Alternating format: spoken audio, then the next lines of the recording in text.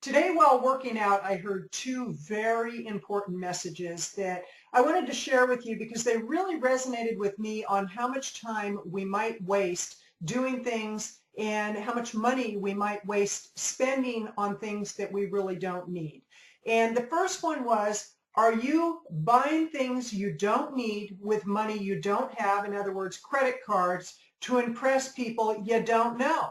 And I thought, wow, that's pretty amazing. Because how often do we buy stuff just to keep up with the latest trends? How often do we buy stuff and when we first get it, we love it, we use it once, and then it goes on the shelf, it goes into a closet, collects dust, and we haven't really invested wisely.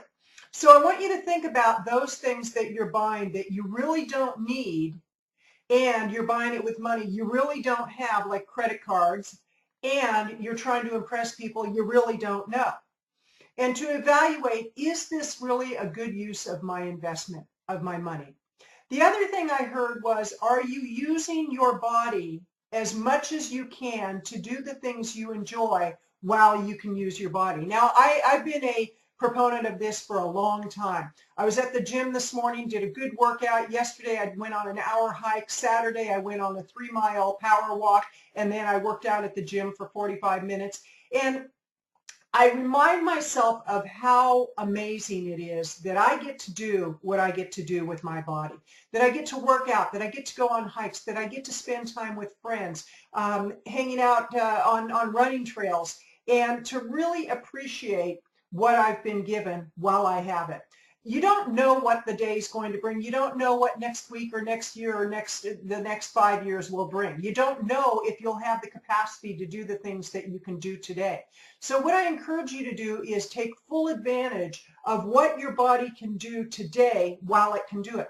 Even if it's minimal today, grow into it. Exercise, move on a regular basis. By the way, this is Kathleen Gage with Power Up for Profits and Passion for Thriving.